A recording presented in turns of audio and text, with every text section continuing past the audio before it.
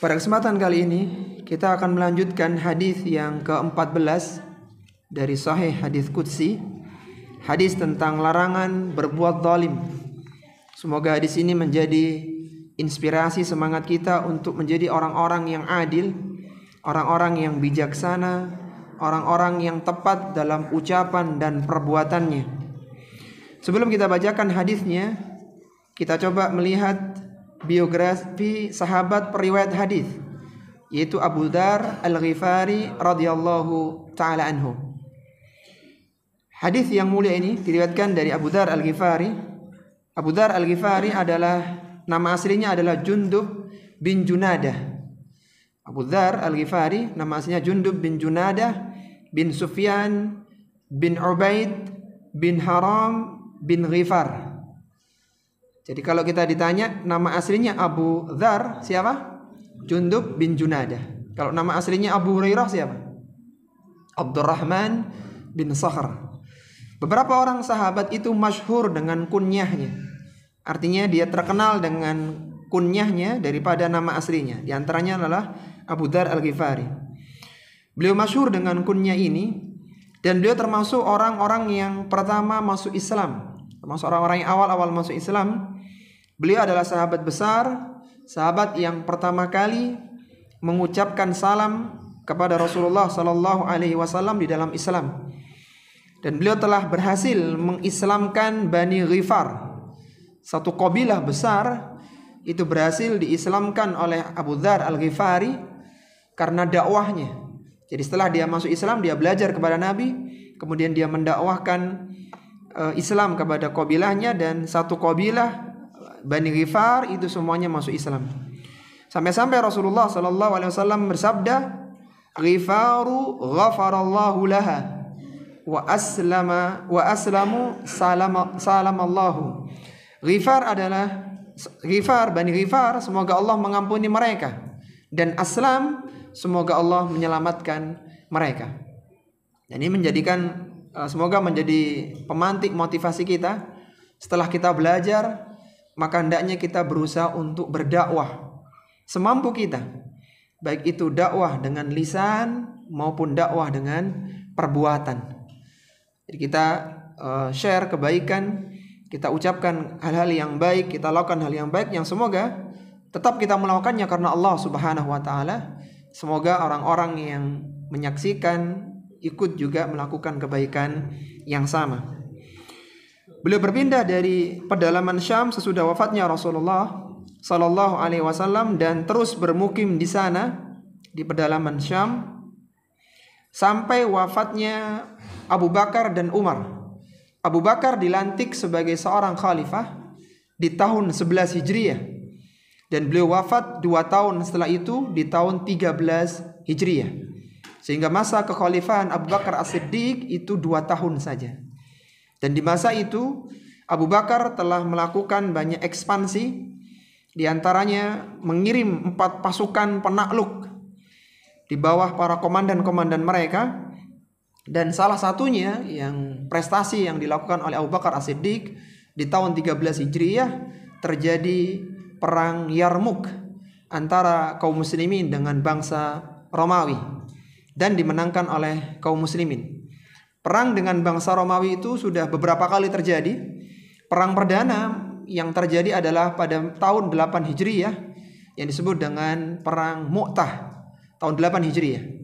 Yang di situ 3 panglima jenderal besar kaum muslimin itu wafat. Salah satunya adalah Zaid bin Thabit, kemudian Abdullah bin Rawaha ya, dan yang lain ada 3 orang sahabat besar, dan pasukan dibawa kembali oleh Saifullah yaitu Khalid bin Walid. Itu perang perdana. Kemudian di tahun 9 Hijriahnya, setahun setelah itu terjadi perang Tabuk. Perang Tabuk adalah perang terakhir yang diikuti oleh Nabi SAW, dan perang itu terjadi di musim panas di masa-masa yang berat. Sehingga pasukan perang Tabuk disebut Jaisul Usrah. Jaisul Usrah yaitu pasukan dalam kesulitan. Berbeda dengan perang-perang yang lain, ketika di perang Tabuk tahun 9 Hijriah itu Rasulullah dengan terang-terangan mengumumkan peperangan, sehingga menggalang donasi besar-besaran karena yang dihadapi itu adalah Romawi, adalah negara besar waktu itu, dan di kondisi yang sulit. Sampai-sampai datanglah Utsman bin perang waktu itu, dan banyak sahabat-sahabat juga ikut berinfak untuk perang Tabuk. Perjalanan Rasulullah itu menelan waktu 15 hari sehingga PP itu 30 hari, dan beliau sempat berdiam di Tabuk selama 20 hari. Tabuk itu di perbatasan kota Madinah. Jadi jauh di perbatasan Madinah, karena Rasul berpikir untuk menghadapi mereka paling enak di perbatasan kota, bukan di jantung kota. Karena di jantung kota ada anak-anak, ada ibu-ibu, akan khawatir merepotkan. Dan perang Tabuk ini akhirnya tidak jadi terjadi karena orang-orang Romawi ketakutan, sehingga tidak sempat terjadi kontak senjata. Kemudian dilanjutkan lagi para peperangan berikutnya, dan salah satunya adalah perang Yarmuk di akhir pemerintahan Abu Bakar As-Siddiq radhiyallahu ta'ala anhu. Jadi 2 tahun ya, tahun 11 Hijriah sampai tahun 13 ya, 11, 12, 13. Kemudian pemerintahan dilanjutkan oleh Umar bin Khattab tahun 13 Hijriah. 10 tahun beliau memimpin. Jadi beliau wafat tahun 23 Hijriah di Madinah. Umar bin Khattab yang merasakan panen dari kemenangan di perang Tabuk. Kemudian Umar memberangkatkan pasukannya untuk menaklukkan Persia di perang Qadisiyah yang dipimpin oleh panglimanya Sa'ad bin Abi Waqqas. Sa'ad bin Abi Waqqas waktu itu sedang terkena stroke. Jadi lumpuh kakinya ketika memimpin peperangan. Tapi alhamdulillah perang terjadi, puncaknya terjadi 4 hari, dan akhirnya kaum muslimin menang di perang Qadisiyah itu, perang Qadisiyah. Jadi perang Tabuk melumpuhkan Romawi, dan perang Qadisiyah menaklukkan Persia, punyanya Kisra. Sehingga pada masa Umar 2 kerajaan besar sudah takluk di tangan kaum muslimin. Kemudian Utsman melanjutkannya. Yang jadi pembahasan kita adalah pemerintahan Abu Bakar dan Umar berhenti di tahun 23 Hijriah. Umar wafat di akhir tahun 23 Hijriah, dan Utsman dilantik di awal tahun 24 Hijriah, di bulan Muharram 24 Hijriah. Nanti Utsman wafatnya tahun 35 Hijriah. Antum harus tahu ini kisah-kisah perjuangan para sahabat ya, selain juga perjuangan para pahlawan kita.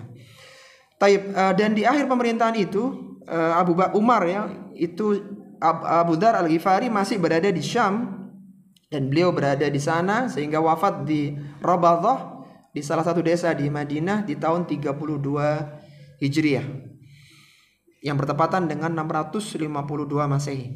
Abu Dzar ini adalah seorang yang dermawan, yang tidak pernah menyimpan harta dalam jumlah yang banyak maupun sedikit.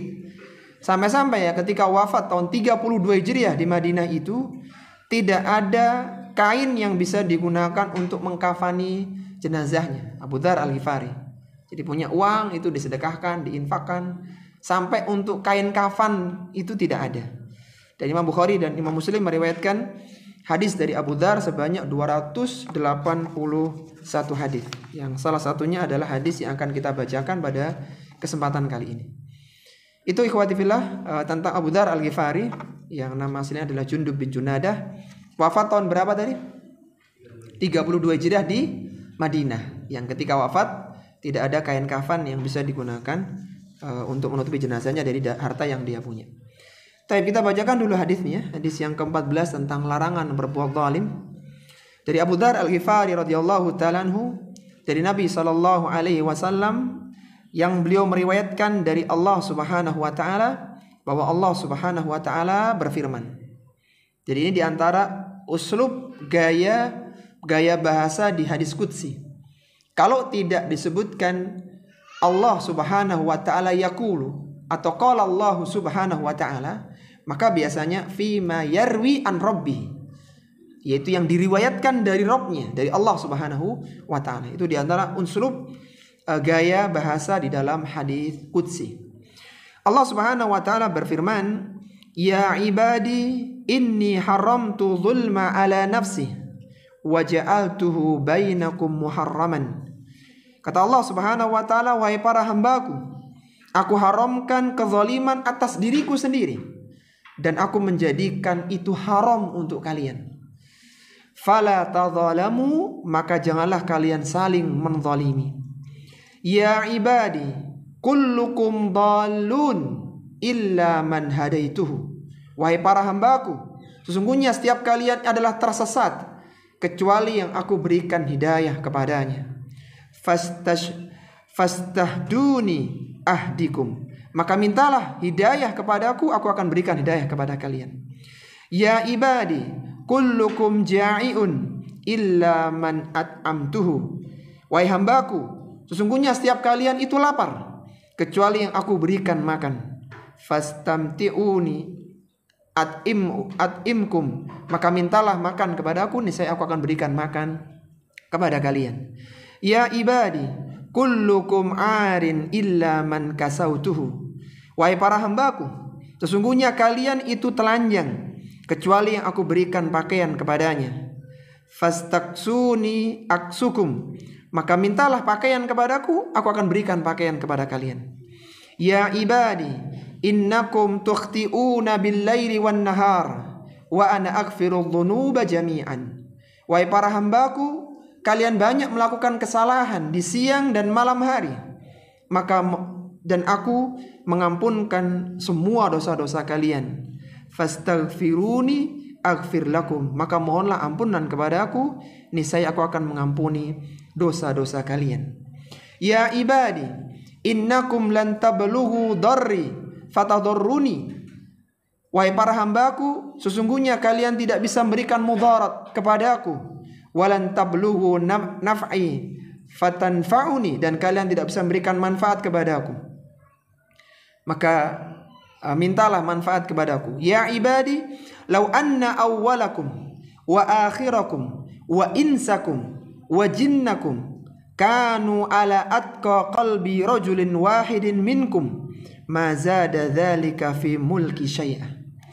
Wahai hambaku, seandainya berkumpul orang yang pertama di antara kalian sampai orang yang terakhir di antara kalian, baik itu manusianya atau para jinnya, dan mereka semuanya berada di hati orang yang paling bertakwa di antara kalian, jadi semua makhluknya bertakwa, maka kata Allah, itu tidak menambah dari kerajaanku sedikit pun.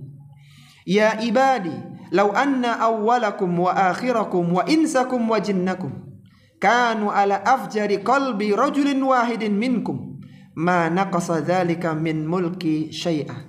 Seandainya berkumpul, wahai hambaku, seandainya berkumpul semuanya dari orang yang pertama sampai yang terakhir, baik manusianya maupun jinnya, dan semua berada dalam kondisi orang yang paling buruk di antara kalian, orang yang paling durhaka di antara kalian, maka itu tidak mengurangi sedikit pun dari kerajaanku. Ya ibadi, law anna awwalakum wa akhirakum wa insakum wa jinnakum qamu fi sa'idin wahidin fasa'aluni fa'ataitu kulla insanin mas'alatahu ma naqasa dzalika mimma indi illa kama yankusul mihyatu idza udkhilal bahra. Wahai para hambaku, seandainya semua makhluk berkumpul yang pertama sampai yang terakhir, manusianya maupun jinnya, mereka berada di sebuah tempat yang lapang, dan semua dari mereka mengajukan permohonan mereka kepadaku, lalu aku penuhi semua permintaan mereka, maka itu tidak mengurangi kekayaan di kerajaanku kecuali seperti sebutir jarum yang dicelupkan di tengah lautan, yang itu tidak mengurangi kekayaan sedikit pun. Kemudian Allah Subhanahu wa taala berfirman, ya ibadi, innama hiya a'malukum ukhsiha lakum thumma uwaffikum iyyaha faman wajada khairan falyahmadillaha wa man wajada ghaira dzalik fala yalumanna illa nafsah. Kata Allah Subhanahu wa taala, barang siapa, wahai hambaku, sesungguhnya semua itu adalah amalan kalian yang aku catat untuk kalian. Maka barang siapa yang, dan aku berikan balasan yang sempurna, barang siapa yang mendapatkan kebaikan, hendaknya dia memuji Allah Subhanahu wa taala, dan barang siapa yang mendapatkan selain dari itu, hendaknya dia tidak menyalahkan orang lain kecuali dia salahkan dirinya sendiri. Hadis ini adalah hadis yang sahih, diriwayatkan oleh Imam Muslim dalam sahihnya nomor 2577. Lafaz ini milik Imam Muslim, diriwayatkan pula oleh Imam Al-Baihaqi dalam Sunanul Kubranya nomor 11.283 dan disahihkan oleh Syekh Al-Albani rahimahullahu taala dalam Sahih Tarhib wa Tarhib nomor 2214. Dari hadis yang mulia ini, ikhwati fillah rahimani wa rahimakumullah, terambillah 14 pelajaran. Jadi kayaknya ini satu hadis sudah cukup untuk 1 jam ini kayaknya, karena banyak sekali pelajaran yang bisa kita keluarkan dari hadis yang mulia ini. Kita mohon kepada Allah Subhanahu wa taala semoga kita diberikan kemudahan dalam mempelajarinya, dalam memahaminya dan dalam mengamalkannya. Pelajaran yang pertama yang bisa diambil dari hadis yang mulia ini, mustahil Allah Subhanahu wa taala berbuat zalim. Mustahil Allah Subhanahu wa taala berbuat zalim. Mustahil Allah Subhanahu wa taala berbuat zalim. Sebagaimana disebutkan di awal-awal hadis tadi, ya ibadi inni haramtu zulma ala nafsi. Wahai hambaku, sesungguhnya aku mengharamkan kezaliman atas diriku. Apa itu zalim? Zalim adalah meletakkan sesuatu bukan pada tempatnya. Itu zalim. Sesuatu diletakkan bukan pada proporsinya, bukan pada tempatnya. Dan sifat zalim itu tidak mungkin ada pada zat Allah Subhanahu wa taala. Allah Subhanahu wa taala menyebutkan dalam Al-Qur'an, wala yadhlimu rabbuka ahada. Dan Rabbmu tidak pernah menzalimi seorang pun. Sehingga nanti ikhwati fillah, seandainya ada syubhat yang mengatakan bahwa Allah itu, yang terkesan bahwa Allah menzalimi hambanya, terkesan begitu, maka antum harus tanamkan pada diri antum, wala yadhlimu rabbuka ahada. Rabb kita tidak akan pernah menzalimi hambanya. Awal-awal pindahnya Abul Hasan Al-Asy'ari dari paham Mu'tazilah ke paham Ahlus Sunnati wal Jamaah, itu karena beliau berpikir begini. Beliau berpikir, kalau ada dua orang manusia, 2 orang anak, yang satu ini dari kecil dia berbuat baik, atau dari kecil dia berbuat buruk, dan di akhir usianya dia berbuat kebaikan. Sedangkan saudaranya ini, dia berbuat keburukan, tapi belum sempat berbuat baik, dia sudah meninggal dunia. Jadi dia berpikir begitu, ada 2 orang, ini sama-sama dia, cuman bedanya adalah sama-sama berbuat buruk di awal, tetapi bedanya anak yang pertama ini dia sempat bertaubat jadi orang baik di akhir usianya, sedangkan yang kedua ini sudah meninggal di usia muda sehingga gak sempat bertaubat. Dia berpikir begini, kalau seandainya anak yang kedua diberikan usia panjang maka dia jadi orang baik, tapi karena ajal keburu mendatanginya maka dia meninggal dalam kondisi orang yang buruk. Maka siapa yang salah di sini? Padahal ajal tidak ada yang tahu, tidak ada yang menentukan kecuali siapa? Allah Subhanahu wa taala. Sehingga beliau berpikir, apakah Allah zalim? Kalau ini dipanjangkan usia jadi orang baik dia. Tapi kalau tidak, dia meninggal dalam kondisi keburukan. Dia terus berpikir seperti itu sampai akhirnya dia keluar dari pemahaman Mu'tazilahnya. Akhirnya dia meyakini bahwa yang benar keyakinan Ahlussunnati wal Jamaah. Ringkasnya begitu. Ceritanya panjang.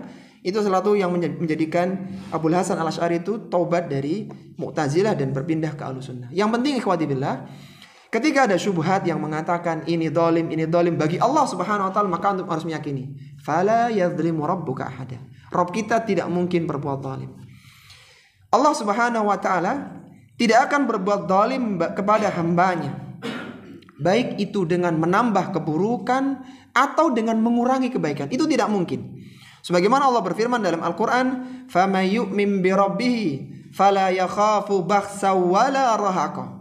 Barang siapa yang beriman kepada Rabb-nya, maka dia tidak akan takut dengan pengurangan pahala kebaikan, wala rahaqa, dan dia tidak takut dizalimi dengan ditambah keburukan. Jadi kalau dia berbuat baik maka itulah pahalanya, tapi kalau dia berbuat buruk maka tidak ditambah dosanya. Sehingga wajib bagi kita ikhwati fillah untuk menghilangkan sifat zalim bagi Allah, karena itu sifat yang mustahil, yang tidak ada pada zat Allah Subhanahu wa taala. Tetapi meniadakan sifat zalim ini tidak cukup ikhwati fillah. Tapi antum harus bersamaan dengan itu menetapkan lawannya, yaitu adil.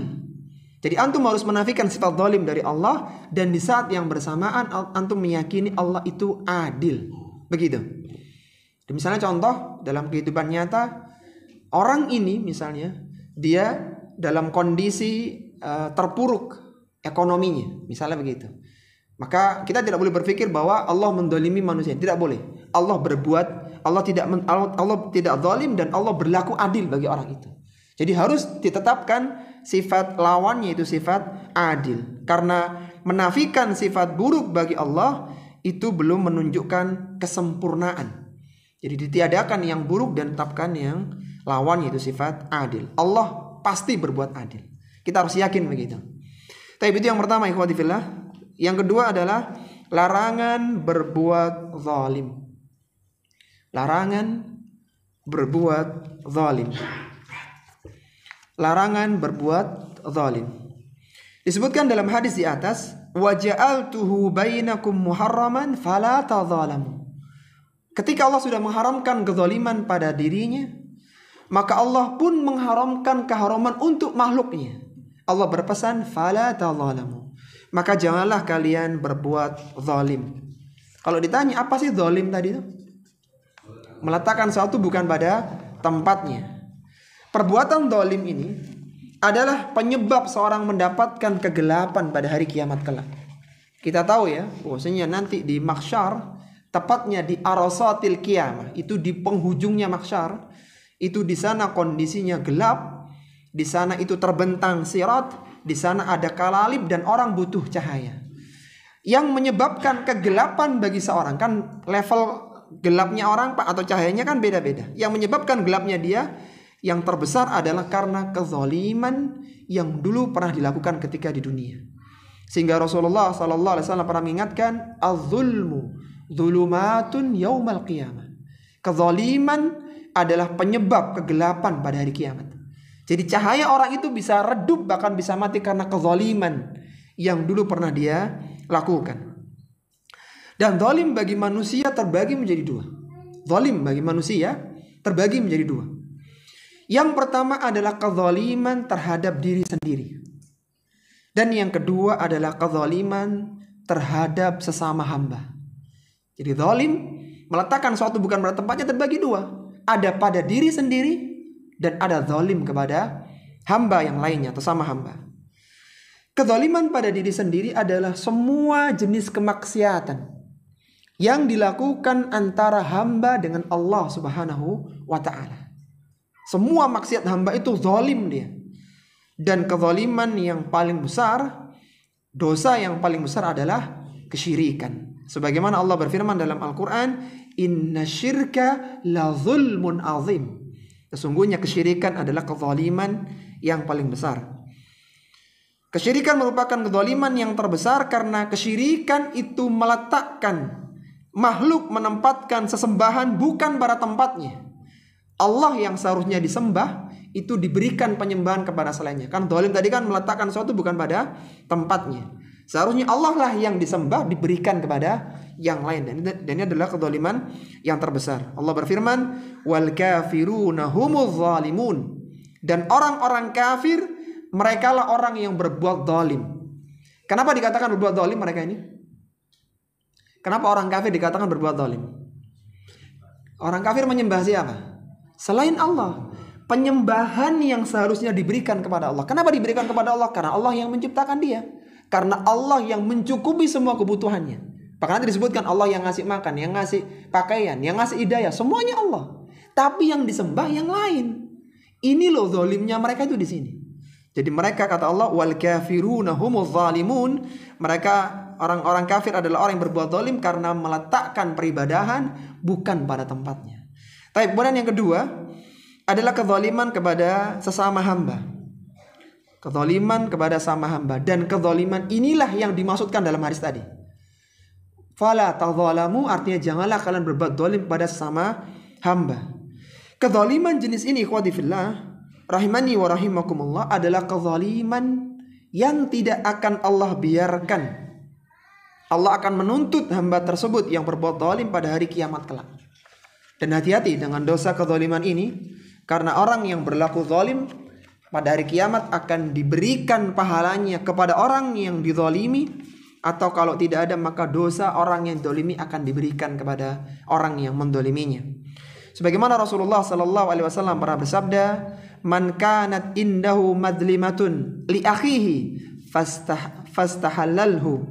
Barang siapa yang melakukan kezaliman kepada saudaranya, maka hendaknya dia minta dihalalkan, minta maaf, dia minta keridhaannya.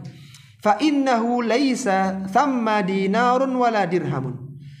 Di sana nanti pada hari kiamat, pada hari akhirat kelak, tidak ada lagi dinar maupun dirham. Min qabli an ya'khudha li akhihi min hasanatihi. Sebelum kebaikannya diambil untuk saudaranya. Wa illam yakun lahu hasanatun ukhidha min sayyiati akhihi faturihat alaihi. Kalau dia tidak punya kebaikan karena sudah habis, maka dosa orang-orang yang didolimi akan diberikan kepadanya. Dan ingat ikhwati fillah, kezaliman kepada sama hamba ini berlaku untuk sesama kaum muslimin dan berlaku pula untuk orang kafir. Artinya seorang muslim tidak boleh mendolimi walau kana kafiran, meskipun dia orang kafir. Karena doa orang yang terzalimi kepada orang yang mendolimi itu doanya mustajab, meskipun dia kafir. Kata Nabi SAW ketika berpesan kepada sahabat pemungut zakat, ya, beliau mengatakan, ittaqi da'watal mazlum. Takutlah engkau kepada doanya orang yang terzalimi. Fa innaha laisa bainaha wa bainallahi hijab. Karena tidak ada penghalang antara dia dengan Allah. Dalam riwayat yang lainnya, walau kana kafiran, meskipun dia adalah orang yang kafir. Jadi zalim terbagi dua ikhwati billah. Zalim yang pertama apa tadi? Zalim pada diri sendiri, yaitu semua perbuatan maksiat puncaknya adalah kesyirikan. Yang kedua adalah zalim kepada orang lain. Antum jangan menzalimi orang. Harus berbuat adil, jangan sampai berbuat zalim, karena doa mereka ketika dipanjatkan untuk seorang yang berbuat zalim, maka Allah pasti akan mengabulkannya, baik itu secara cepat maupun lambat. Kemudian yang ketiga, pelajaran yang terambil dari hadis yang mulia ini, perintah untuk memohon petunjuk kepada Allah Subhanahu wa taala. Perintah untuk memohon petunjuk kepada Allah Subhanahu wa taala. Perintah untuk memohon petunjuk kepada Allah Subhanahu wa taala. Disebutkan dalam hadis tadi dengan redaksi, ya ibadi kullukum dhalun illa man hadaituhu fastahduni ahdikum. Wahai para hambaku, sesungguhnya kalian tersesat kecuali yang aku berikan petunjuk. Fastahduni, maka mintalah petunjuk kepadaku, ahdikum, niscaya aku akan berikan petunjuk kepada kalian. Para hamba itu pada asalnya mereka itu sesat dari ilmu dan amal. Mereka tidak tahu kebaikan, tidak tahu perkara-perkara yang mendatangkan pahala dan kebaikan untuk mereka, kecuali yang Allah berikan petunjuk dan ilmu. Sebagaimana Allah berfirman dalam Al-Quran, wallahu akhrajakum min butuni ummahatikum la ta'lamuna syai'a. Allah mengeluarkan kalian dari perut ibu-ibu kalian, la ta'lamuna syai'a, dalam kondisi kalian tidak berpengetahuan. Kata Abdullah bin Mas'ud, sahabat pakar tafsir yang wafat tahun 32 Hijriah di Madinah, sama kayak Abu Dzar tadi, 32 Hijriah di Madinah. Beliau mengatakan, alaikum bi ilmin qabla an yurfa'ah, rafa'ahu mautu ruwatihi, wa inna ahdan lam yulad aliman, wa innamal ilmu bitta'allum. Kata beliau, pelajarilah ilmu agama sebelum ilmu agama diangkat oleh Allah.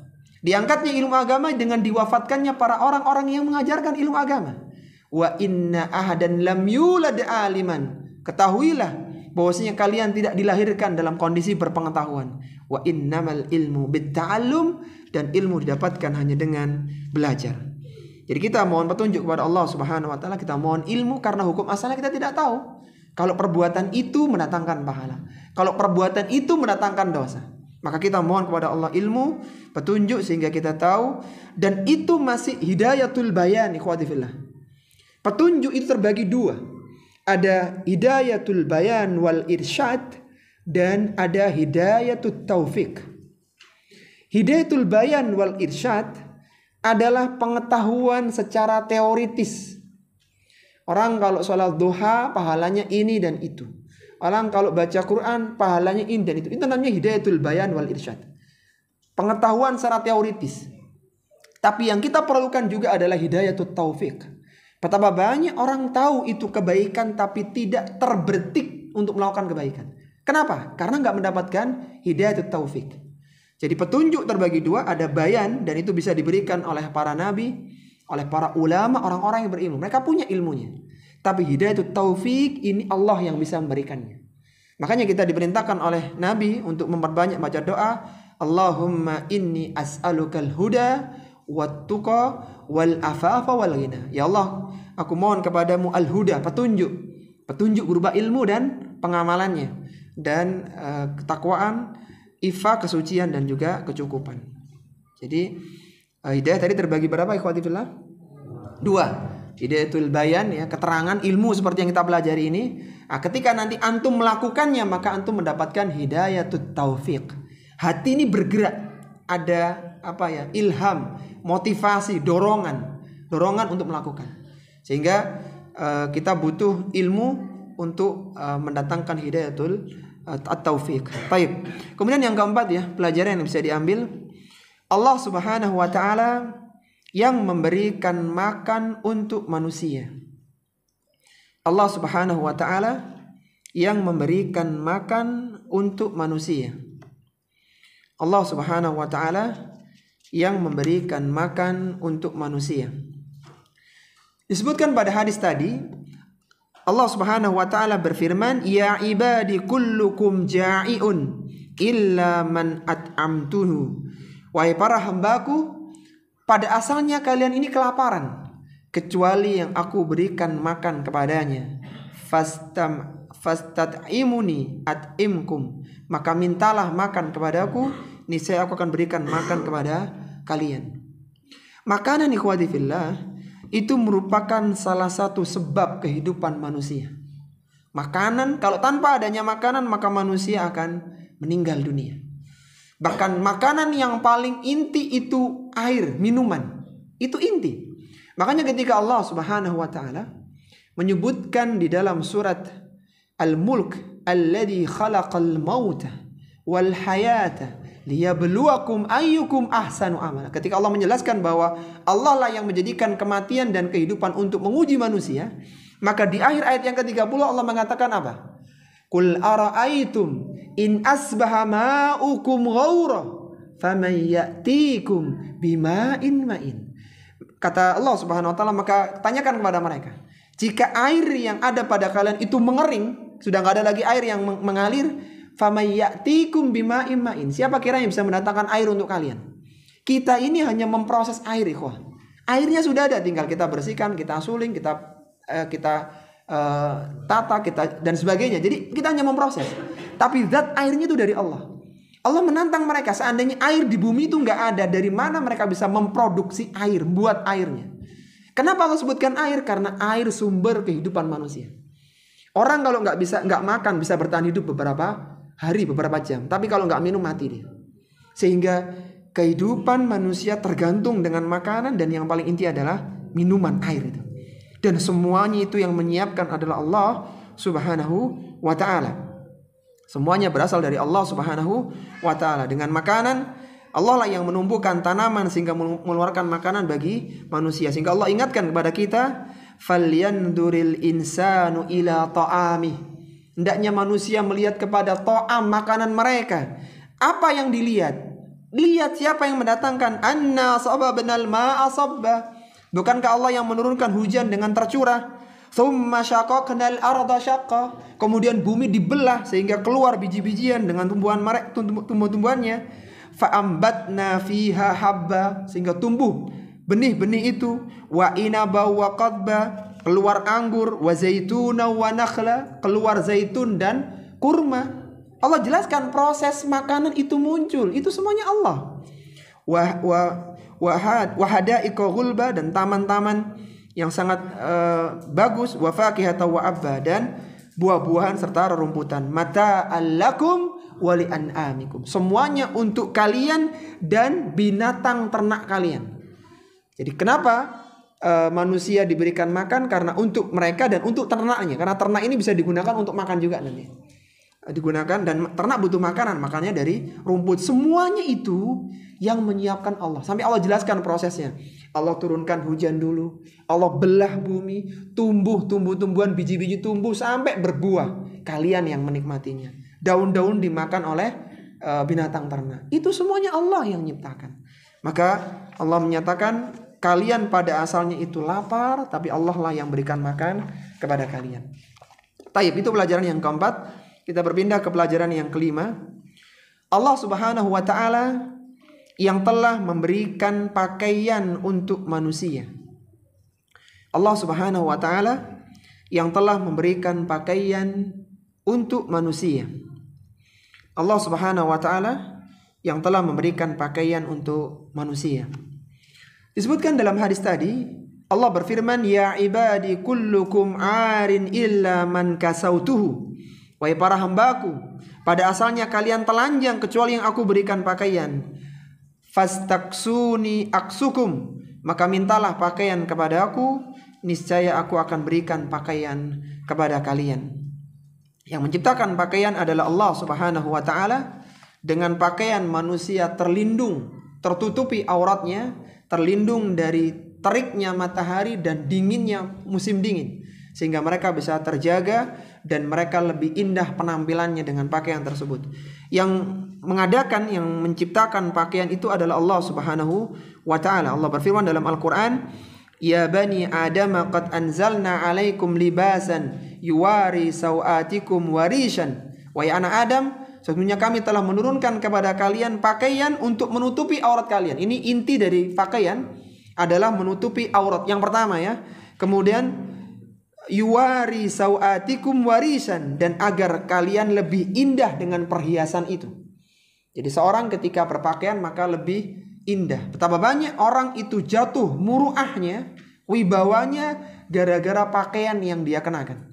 Jadi misalnya ada ulama begitu, dia pakai kaos oblong, dia pakai baju yang nggak layak untuk ulama, maka jatuh kehormatannya. Itu hanya masalah pakaian.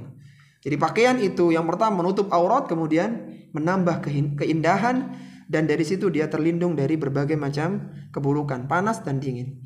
Allah Subhanahu wa ta'ala juga berfirman dalam Al-Qur'an, "Qul man harrama zinatallahi allati akhraja li ibadihi wal thayyibati minar rizqi qul hiya lil ladzina amanu fil hayatid dunya." Katakanlah, siapa yang mengharamkan zinatallahi allati akhraja li ibadihi, perhiasan yang Allah keluarkan untuk para hambanya, dan rizki yang baik yang Allah berikan untuk para hambanya. Kul hiya lilladzina amanu fil hayatid dunya. Katakanlah bahwa semua perhiasan itu dan yang Allah keluarkan tadi semuanya untuk orang-orang yang beriman di kehidupan dunia. Apa yang maksud dengan zina dalam ayat ini? Kata Syekh Abdurrahman bin Nasir As-Sa'di dalam tafsirnya, Taisir Karimir Rahman fi Tafsir Kalamil Mannan, beliau mengatakan, Kul man harrama zinatallahi allati akhraja li ibadihi. Katakanlah siapa yang mengharamkan perhiasan yang Allah berikan, Allah keluarkan untuk para hambanya. Kata Syekh Sa'di, min anwa'il libas ala ikhtilafi asnafihim.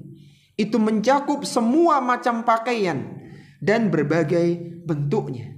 Dari sini ikhwati fillah kita tahu bahwasanya hukum asal pakaian itu halal, kecuali yang diharamkan dalam syariat.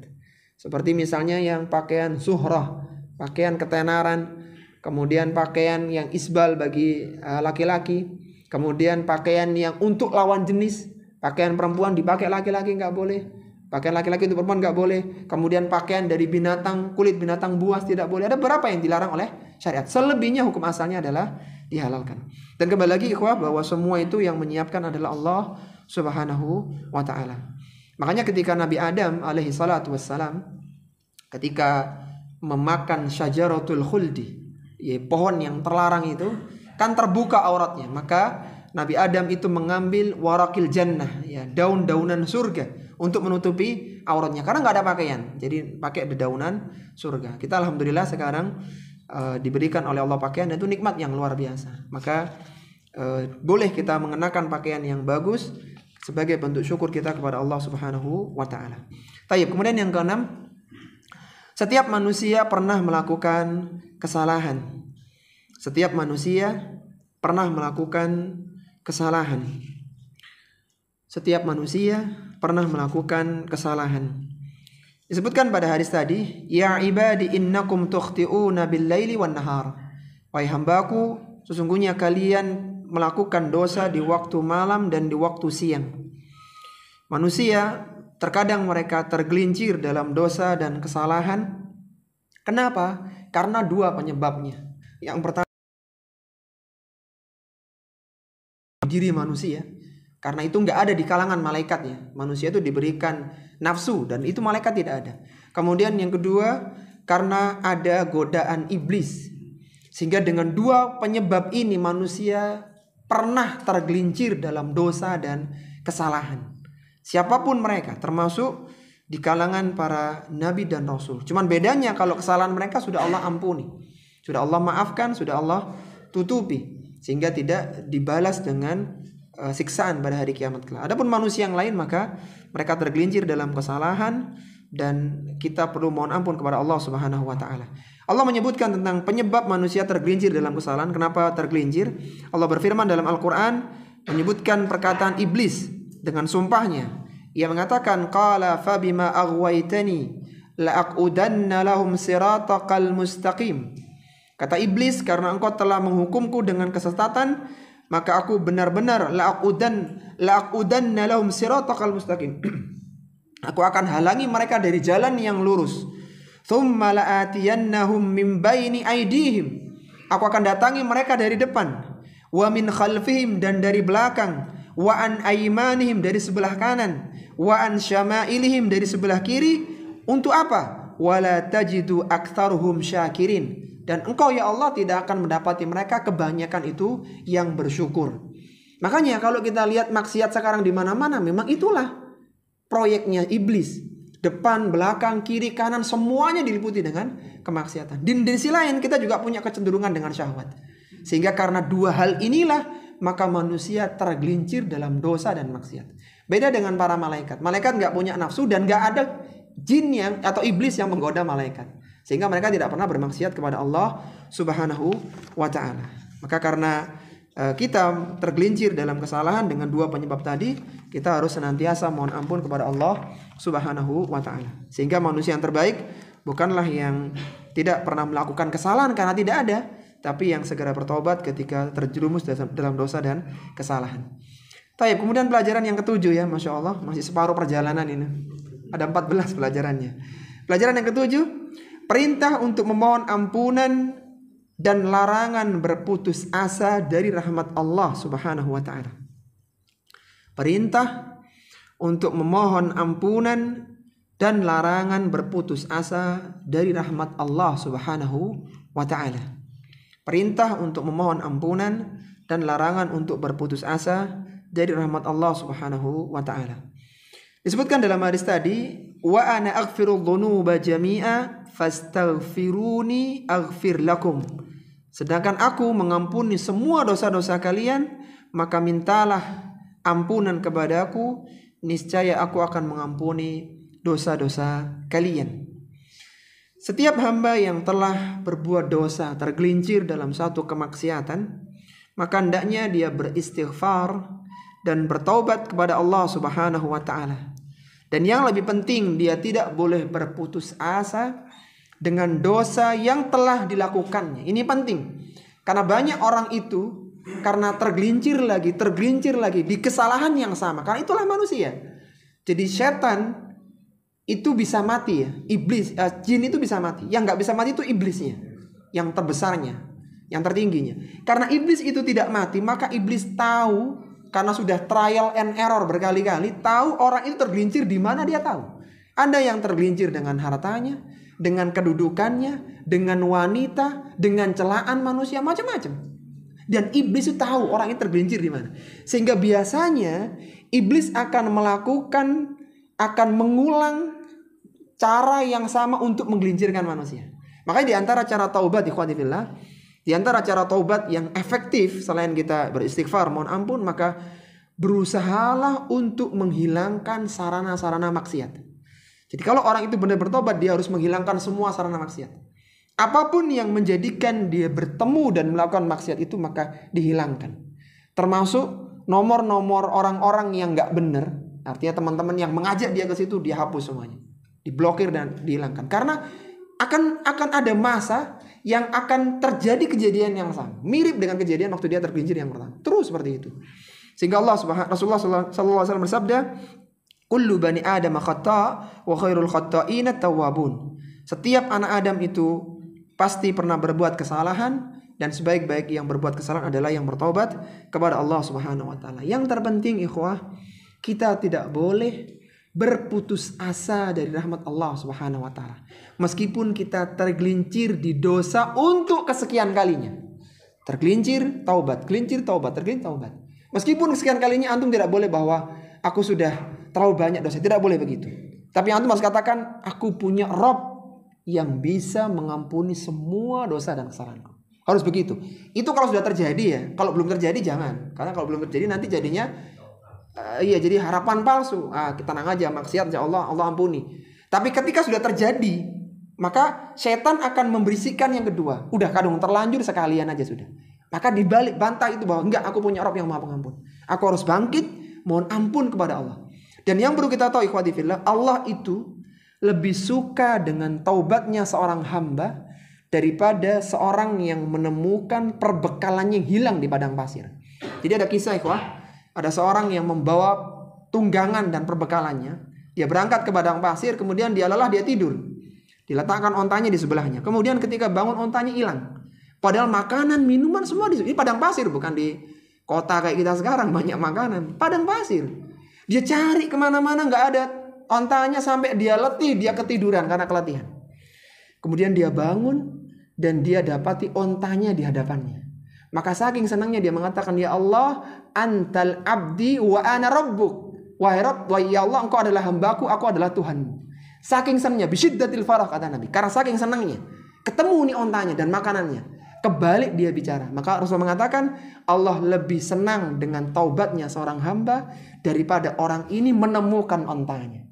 Allah lebih senang dengan taubat seorang hamba. Maka kita harus membuka harapan ketika tergelincir dalam maksiat bahwa Allah adalah zat yang maha penerima taubat. Allah berfirman, Qul ya ibadiyalladzina asrafu ala anfusihim la taqnatu min rahmatillah innallaha yaghfiru dzunuba jami'a innahu huwal ghafurur rahim. Perhatikan Allah Subhanahu wa taala memanggil hamba-hambanya dengan panggilan kasih sayang. Ini yang dipanggil bukan ahli ibadah ikhwah, yang dipanggil pelaku dosa dan maksiat. Allah panggil dengan ya ibadi. Kul ya ibadi, wahai hamba-hambaku, alladzina asrafu ala anfusim, yang dia telah berlebih-lebihan dengan dirinya sendiri. Artinya dia melakukan kezaliman dengan dirinya sendiri. Dia melakukan kemaksiatan. La taqnatu mir rahmatillah. Janganlah kalian berputus asa di rahmat Allah Subhanahu wa taala. Jadi Allah tidak panggil wahai orang-orang yang berdosa, wahai orang-orang yang berbuat maksiat. Tidak, Allah mengatakan ya ibadi, ingat engkau hamba, engkau punya Rabb yang bisa mengampuni semua dosa-dosamu. Sebagai penegasan di poin ini ikhwah, dan ini penting ya. Karena biasanya orang kalau udah kadung terjerumus dalam dosa, ya tadi setan akan membisikkan udah kadung basah, sekalian aja sudah. Terlanjur sehingga dia terus makin buruk dan efeknya tidak hanya dia yang buruk, dia nyari orang-orang supaya jadi buruk kayak dia. Wal iyadzubillah. Jadi dai keburukan, wal iyadzubillah. Jadi penyeru ke dalam keburukan, wal iyadzubillah. Maka orang yang membunuh 99 orang saja yang belum sempat melakukan kebaikan, Allah ampuni dosanya. Pezina di Bani Israel saja yang sudah melakukan dosa besar, yang fahisyah, yang keji, yang menjijikkan, ketika memberi minum anjing diampuni dosanya. Maka dosa-dosa yang dibawa itu tentu lebih ringan bagi Allah Subhanahu wa taala untuk mengampuninya. Jadi kalau belum melakukan dosa maka takut kepada azab Allah. Tapi ya namanya manusia kadang tergelincir. Nah, saat tergelincir itu rahmat Allah yang dibangun. Allah Maha Pengampun, Allah tidak akan menyia-nyiakan taubat hambanya. Dan seorang muslim hendaknya berbanyak istighfar kepada Allah Subhanahu wa taala. Rasulullah mencontohkan, inni la astaghfirullah fil yaumi mi'ata marrah. Aku istighfar, mohon ampun kepada Allah dalam sehari 100 kali. Ya, dan istighfar ini banyak sekali keutamaannya. Taib, kemudian yang ke-8, pelajaran yang ke-8.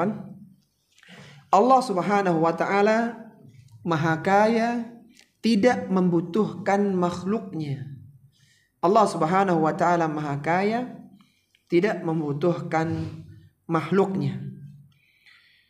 Allah Subhanahu wa ta'ala Maha Kaya, tidak membutuhkan makhluknya. Disebutkan dalam hadis tadi, ya ibadi innakum lan tablughu darri fatadurruni. Wahai hambaku, sungguhnya kalian tidak bisa memberikan mudarat kepadaku.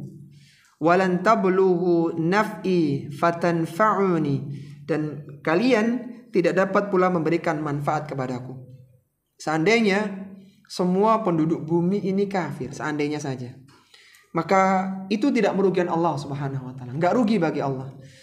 Dan sebaliknya, seandainya semua penduduk bumi ini beriman semuanya, enggak ada orang kafir, enggak ada orang fajir, maka itu pun tidak menambah keuntungan bagi Allah Subhanahu wa ta'ala. Allah itu Maha Kaya, tidak butuh kepada makhluknya, bahkan makhluklah yang butuh kepada Allah Subhanahu wa ta'ala. Maka dari situ ikhwah, jangan sampai terfikir bahwa kebaikan yang kita lakukan itu bermanfaat untuk Allah. Tidak, itu untuk kita. Allah tidak butuh kepada kebaikan kita. Kemudian yang ke-9, ketakwaan manusia tidak menambah kekuasaan Allah Subhanahu wa ta'ala. Ketakwaan manusia tidak menambah kekuasaan Allah Subhanahu wa ta'ala. Ketakwaan manusia tidak menambah kekuasaan Allah Subhanahu wa ta'ala. Disebutkan dalam hadis tadi, ya ibadi law anna awwalakum wa akhirakum wa insakum wa jinnakum kanu ala atqa qalbin rajulin wahidin minkum ma zada dzalika fi mulki syai'a. Seandainya semuanya berkumpul, yang pertama sampai terakhir, jin dan manusianya, dan mereka berada di hati orang paling bertakwa, semuanya orang-orang yang bertakwa dengan puncak ketakwaan mereka, maka tidak menambah kekuasaan Allah Subhanahu wa ta'ala. Bahkan ketaatan manusia, kalau kita mau koreksi lagi ya, mereka itu bisa bertakwa, itu nikmat dan taufik dari Allah Subhanahu wa ta'ala. Kita tadi udah bahas ya, manusia itu pada asalnya tersesat sampai Allah berikan petunjuk. Petunjuk ada dua, hidayatul bayan, hidayatul irsyad. Mereka semua bisa jadi orang-orang yang bertakwa. Itu yang ngasih taufik siapa? Yang ngasih taufik siapa? Allah Subhanahu wa ta'ala. Mereka itu bisa bertakwa semuanya, itu Allah yang memberikan taufik kepada mereka. Sehingga ketaatan adalah nikmat dan taufik dari Allah, dan itu tidak menambah sedikit pun kekuasaannya. Dan manfaat ketaatan itu bukan untuk Allah Subhanahu wa ta'ala, tapi untuk hamba itu sendiri. Allah tidak mendapatkan keuntungan dari ketaatan tersebut, dan Allah tidak butuh dengan ketaatan hambanya. Allah berfirman, yamunnu alaika an aslamu. Orang-orang Arab dulu ya, orang gunung waktu itu, mereka mengatakan mereka tuh merasa memberikan jasa kepada Rasulullah, karena orang Arab itu, Arab gunung, ditaklukkan bukan dengan perang. Beda dengan beberapa yang lainnya, terutama ketika Fathu Mekah sempat terjadi kontak senjata meskipun sedikit ya. Nah, orang-orang Arab gunung itu dengan dakwah sedikit, mereka semuanya bondong-bondong masuk Islam. Maka muncul di hati mereka, keislaman mereka itu bermanfaat untuk Rasulullah. Untung loh ya kita itu masuk Islam. Kalau enggak, siapa yang bantu gitu loh. Siapa yang jadi menambah masanya kaum muslimin waktu itu. Maka Allah turunkan ayat, yamunnu alaika an aslam. Mereka merasa memberikan nikmat kepadamu dengan keislaman mereka. Kul la tamunnu alayya islamakum. Katakan kepada mereka bahwa kami tidak mendapatkan atau tidak, janganlah mereka merasa mendapatkan nikmat kepada kami dengan keislaman kalian. Balillahu yamunnu alaikum an hadakum lil imani in kuntum shadiqin. Bahkan Allah lah yang telah melimpahkan nikmatnya kepada kalian, memberikan taufik kepada kalian sehingga kalian beriman jika kalian adalah orang-orang yang benar. Jadi jangan merasa memberi jasa untuk Islam ini. Hati-hati. Para perintis, para pelopor dakwah, jangan merasa itu kalau nggak bisa itu. Jangan. Semuanya taufik dari Allah. Antum dapat hidayah, antum awal-awal mengenal hidayah sunnah, antum dakwah, itu semuanya taufik. Jadi jangan merasa memberikan jasa kepada Islam. Jangan. Semuanya Allah yang berikan, dan Allah tidak mendapatkan manfaat dari kebaikan kita. Kemudian yang ke-10, kedurhakaan manusia tidak mengurangi kekuasaan Allah Subhanahu wa ta'ala. Kedurhakaan manusia tidak mengurangi kekuasaan Allah Subhanahu wa ta'ala. Kedurhakaan manusia tidak mengurangi kekuasaan Allah Subhanahu wa ta'ala. Tadi disebutkan bahwa seandainya manusia pertama sampai terakhir berkumpul, jinnya atau manusianya dalam hati orang paling buruk, maka mana qasadzalika min mulki syai'a, tidak mengurangi sedikit pun kekuasaan kami. Seandainya Allah berkehendak, niscaya Allah mampu membinasakan manusia semuanya. Yang durhaka Allah mampu, dan Allah mampu pula mengganti dengan manusia yang lebih baik. Allah berfirman, wa in tatawallaw yastabdil qauman ghairakum thumma la yakunu amsalakum. Jika Allah berkehendak, jika kalian berpaling tidak mau mengikuti perintah Allah, niscaya Allah akan ganti kalian dengan kaum lain yang perbuatannya tidak seperti kalian. Artinya diganti dengan kaum yang lebih baik. Dan kekuasaan Allah adalah kekuasaan yang sempurna, yang tidak ada kekurangan dari segi manapun.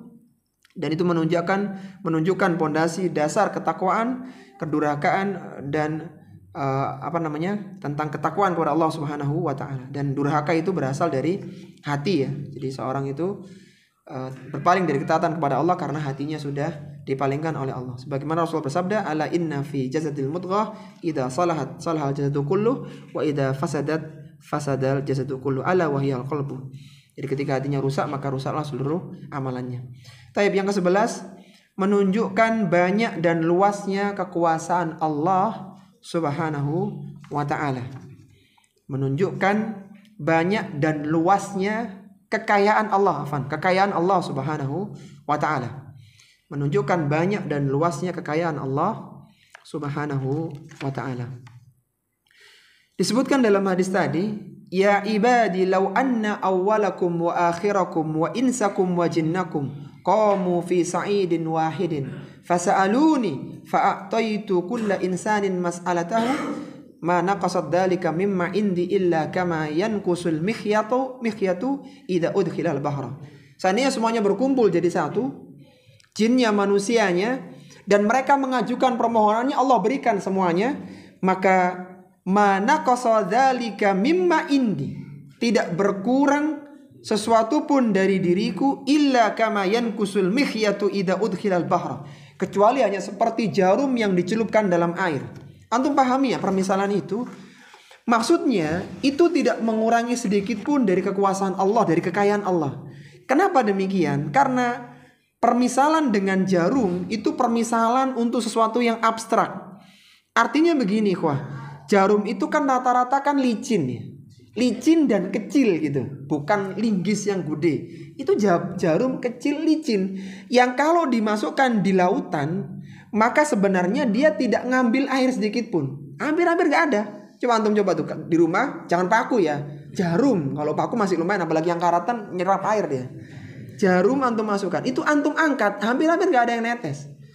Artinya sebenarnya gak ada sedikit pun yang ngurangi kekuasaan Allah. Karena sifat jarum yang kecil, sifat jarum yang licin, maka tidak ada yang berkurang. Andai kata berkurang satu tetes seandainya, gak ada apa-apanya dibandingkan dengan lautan yang sangat luas sekali. Itu semua menunjukkan perbendaharaan kekayaan Allah yang sangat luar biasa, yang tidak akan pernah habis. Maka dari poin ini, ketika kita dalam kondisi di bawah, dalam kondisi miskin, dalam kondisi banyak hutang, banyak tagihan, antum ingat hadis ini. Antum itu punya Rob yang maha kaya loh. Antum punya Rob yang maha semuanya, memiliki kekayaan. Yang kalau antum minta, jangankan antum, semua manusia minta kayak permintaan antum, utang lunas, tagihan gak ada, semuanya sudah. Allah berikan itu seperti jarum, gak ngurangi kekuasaan Allah sama sekali. Dan Allah maha kaya. Banyak sekali kisah, ikhwah. Jadi ada kisah yang sampai ke kita. Ada orang itu, dia meninggalkan pekerjaannya karena ingin lebih dekat dengan Allah Subhanahu wa ta'ala. Dia keluar dari tempat kerjanya. Kita gak bahas ya keburukannya ya. Intinya dia keluar dan dia wirausaha. 3 bulan dia itu gak dapat uang seperti yang dia dapatkan mapan ketika masih bekerja di lembaganya tersebut. Kemudian sampai dia datang ke masjid, sholat 5 waktu kan, dia pengen 5 waktu dia meninggalkan salah satunya karena ingin rutin jamaah di masjid. Dia keluar dari tempat perusahaannya, kemudian dia datang ke masjid habis sholat asar kalau tidak salah itu ceritanya. Dia ketemu sama seorang, ringkasnya dia ketemu sama manajer perusahaan yang butuh jasa dia. Butuh jasa orang ini. Dia punya kelebihan, dia bisa ngitung masalah apa gitu ya, dia punya kelebihan. Ringkasnya dikasih job sama orang tadi dan diselesaikan dengan cepat, karena itu pekerjaan yang biasa dia selesaikan di perusahaannya. Setelah selesai dia berhasil menyelamatkan perusahaan itu dari masalah hutang ya. Kemudian diberi gaji yang cukup besar, diberi upah cukup besar. Apa kata dia, ikhwah? Dia katakan, Ustadz, uang itu gaji anak 3 bulan, Ustadz. Jadi dia itu nggak dapat gaji 3 bulan, hanya kerja beberapa pekan, dia dikirimi uang dari perusahaan tadi itu sama dengan gaji dia 3 bulan yang biasa didapatkan di perusahaan tadi. Dia dapat sekitar ratusan juta waktu itu. Karena dia menyelamatkan dari hitung-hitungan yang sempat melilit perusahaan itu. Artinya begini, ikhwati fillah, kan kayaknya nggak mungkin gitu loh dalam waktu hanya beberapa saat mendapatkan ratusan juta. Tapi ingat loh, Allah Maha Kaya. Ketika kita benar-benar mendekatkan diri kepada Allah, Allah bisa dengan mudah mengirimkan uang untuk kita. Ingat bahwa kita memiliki Rabb yang Maha Kaya, sehingga lilitan, hutang, permasalahan itu semuanya mintakan kepada Allah. Dan itu tidak mengurangi sedikit pun kekuasaan Allah Subhanahu wa ta'ala. Taib, di poin yang ke-12 ya, Masya Allah, tinggal sedikit waktu kita ini. Ya, sabar ya. Poin yang ke-12, amalan manusia dicatat dan akan diberikan balasan. Amalan manusia dicatat dan akan diberikan balasan. Amalan manusia dicatat dan akan diberikan balasan. Disebutkan dalam hadis tadi, wahai hambaku, sesungguhnya semua amalan kalian, semua itu adalah amalan kalian yang aku catat untuk kalian. Tsumma uwaffikum iyyaha, kemudian aku membalasnya untuk kalian. Kita sudah membahas kemarin, satu kebaikan dilipat gandakan 10 sampai 700 kali lipat, bahkan berlipat-lipat, dan semuanya Allah berikan balasannya untuk kita. Bayangkan ya, seandainya kita merekrut seorang sekretaris, admin, untuk nyatet pahala kita, kebaikan kita, itu betapa lelahnya. Masya Allah, Allah sudah sediakan yang bagian pencatat. Sudah gitu, hitungannya dikasih rumus pengalian yang luar biasa. Kita beramal nggak seberapa, amalan kita tenang, sudah ada yang nyatet, dan amalan kita sudah dihitung bobot kebaikannya. Itu semuanya Masya Allah kebaikan dari Allah Subhanahu wa ta'ala. Betapa repotnya seandainya kita tidak ada malaikat, semua kebaikan udah ditulis, sedekah hari ini sekian juta, belum ada yang nyatet, repot antum nanti. Itu pembukuannya bisa sekian halaman. Tapi Allah berikan fasilitas, Allah lah yang mencatatkan untuk kalian, dan Allah yang akan berikan balasan yang berlipat ganda untuk kalian. Kita harus bersyukur kepada Allah Subhanahu wa ta'ala. Yang ke-13, terlaksananya amalan kebaikan hanya dengan pertolongan dari Allah Subhanahu wa ta'ala. Terlaksananya amalan kebaikan hanya dengan pertolongan dari Allah Subhanahu wa ta'ala. Terlaksananya amalan kebaikan hanya dengan pertolongan dari Allah Subhanahu wa ta'ala. Disebutkan dalam hadis tadi ya, di bagian-bagian akhir, faman wajada khairan falyahmadillah. Barang siapa yang nanti ketika hari kiamat dia mendapati catatan amalannya itu isinya kebaikan semuanya. Salat berjamaah, baca Quran, dzikir, hadir kajian, semuanya baik-baik. Maka kata Allah, falyahmadillah. Ingat, kalian harus bersyukur kepada Allah. Karena semuanya Allah yang berikan taufik kalian. Allah mudahkan jalan kalian ke masjid. Allah mudahkan rizki kalian sehingga bisa berinfak. Allah ketemukan kalian dengan orang-orang baik. Semuanya itu kebaikan. Maka falyahmadillah, maka kalian harus memuji Allah Subhanahu wa ta'ala, karena semuanya terwujud hanya dengan pertolongan dan taufik dari Allah Subhanahu wa ta'ala. Sebagaimana perkataan Al-Imam Al-Baghawi, anna ahadan la ya'malu khairan illa bitaufiqillah wala syarran illa bihudlanih. Tidaklah ada seorang hamba yang bisa melakukan kebaikan kecuali dengan taufik Allah, dan seorang tidak melakukan keburukan kecuali yang ditelantarkan oleh Allah Subhanahu wa ta'ala. Maka kalau kita bisa melakukan kebaikan, jangan ujub, jangan sombong, tapi kembalikan ini semua taufik, kemudahan, pertolongan dari Allah Subhanahu wa ta'ala. Sekarang yang terakhir nih, tidak perlu menyalahkan orang lain pada hari kiamat. Tidak perlu menyalahkan orang lain pada hari kiamat. Tidak perlu menyalahkan orang lain pada hari kiamat. Disebutkan di akhir hadis tadi, dan sebagai penutup kajian kita, waman wajada ghaira dzalik, barang siapa yang di kitab catatannya selain kebaikan, artinya keburukan, fala yalumanna illa nafsahu, janganlah dia mencari kambing hitam, janganlah dia menyalahkan orang lain, illa nafsahu, kecuali dirinya sendiri, karena semuanya itu kembali kepada dia. Celaan dan penyesalan pada hari kiamat sudah tidak bermanfaat lagi. Percuma menyalahkan orang pun udah sampai di sana kan, yang ada tinggal surga ataukah neraka. Maka sebelum datangnya waktu penyesalan, mari kita gunakan sisa usia kita dengan berbagai amalan kebaikan.